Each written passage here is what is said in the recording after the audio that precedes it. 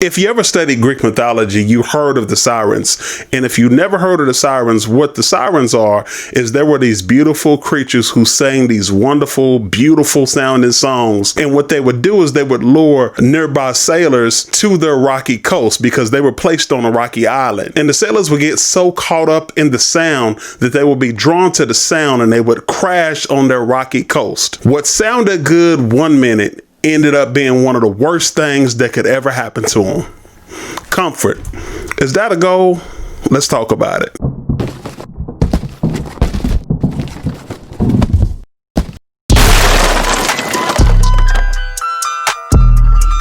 Thanks for watching That Christian Fam.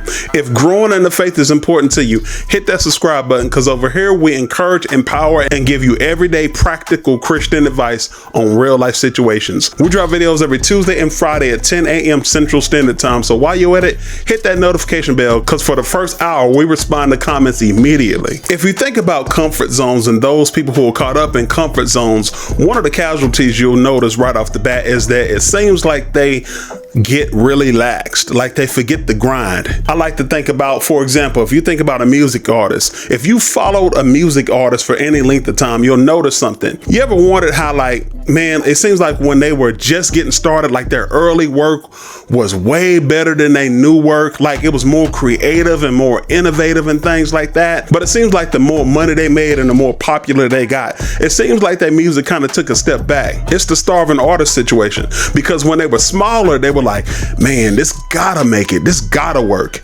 And when they got bigger, it's like, I'll put something out, and if they feel it, cool. If not, it's whatever. You see the two mentalities?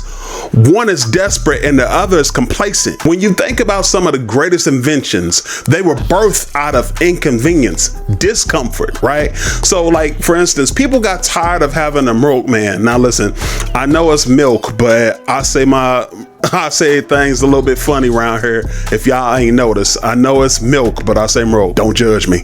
Anyways, they got tired of waiting on the milkman. And what happens?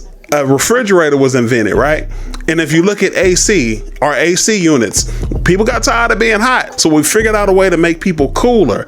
And those inventions were all birthed out of discomfort. When you think about the elderly, it ain't like they just wake up in the morning every day and they want to go walking and they want to go running and things like that. Like they do that out of necessity because they don't want to get complacent.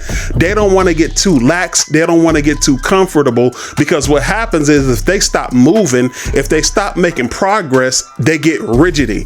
And when you get rigidity and you stop moving, you stop making progress, you eventually die. Well, we all eventually die anyway, but you know what I'm saying? They move, they inconvenience themselves in order to keep themselves mobile and keep themselves vigorous. If you think about Jerry Jones for a minute, now listen, regardless of how you feel about Jerry Jones, this is story. The man is worth $9 billion, right? And he says one of the things that keeps him motivated is because he does not want to be broke another day in his life ever again, because he remembers the pain from that situation. What is he referring to? He's referring to a discomfortable situation, right?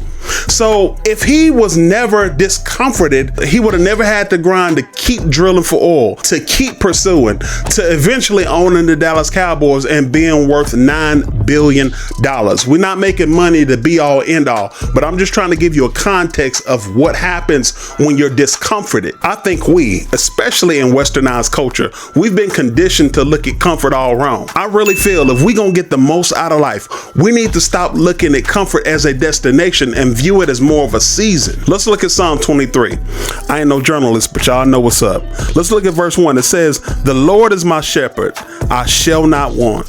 He makes me lay down in green pastures. He leads me beside still waters. He restores my soul. He leads me in the path of righteousness for his name's sake." Now that's comfort right there. But let's go to verse 4. It says, "Even though I walk through the valley of the shadow of death, That ain't comfort. I will fear no evil, for you are with me. Your rod and your staff, they comfort me. And I can hear about 10 of y'all right now talking about, oh, well, look, that's comfort right there. No, listen, that's being comforted in an uncomfortable situation. I've been saying discomfortable this whole time, but y'all know what I'm saying. When I think about when our child was laid up in the hospital, that wasn't a comfortable situation, but we kept our faith and our trust in God, and he comforted us in the situation. That's two different things. If this is adding any value to your life at all, please hit that like button and subscribe to this channel. If you look at 1 Kings chapter 17, where it talks about Elijah, how he was caught up in the cave, and he had a brook that was providing his water, and he was fed by ravens by day and by night, right? But here's the thing. One day that brook had to dry up, and when that brook dried up, because they were in a famine, he had to go down, and he met a widow woman who was also in a famine, and she was starving, and she was like, listen, I'm about to cook this little bit of meal and this oil, and we gonna make us a cake and die. But according to her obedience, Elijah performed a miracle, and she was able to eat. And then later on in that same chapter, he revived her son from death. But think about it. If the brook never dried up, then Elijah never would have left the cave. And if he never left the cave, he would have never been a blessing to the widow woman. You see how things work together? Sometimes you have to be inconvenienced to get the good out of a situation and to be a blessing to someone else. Life is not all about comfort. Sometimes it requires sacrifice. Philippians chapter 4 verses 11 through 12 says this Paul speaking. He says, not that I am speaking of being in need, for I have learned in whatever situation I am in to be content. I know how to be brought low, and I know how to abound. In any and every circumstance, I have learned the secret of facing plenty and hunger, abundance and need. I can do all things through Christ who strengthens me. People can look at you, and if it looks like you're doing well, they can assume that it's always been easy, not realizing that you've been through some ups and some downs, but you've made up in your mind that whatsoever state you find yourself in, you've learned to be content. I think for me, striving to please God and being in his perfect will provides me peace. And when I'm at peace, it affords me the opportunity to reflect on all the things that I'm grateful for, and that in turn provides me comfort. But if you know anything about life, you know that anything can change at a moment's notice.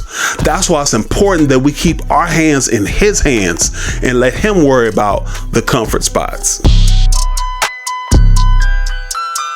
Dilly 931-615. All right. Dilly, I came from the sticks, yeah. All I've been making is hits, yeah. I put the tape on the disc, yeah. I ride this beat into orbit, yeah.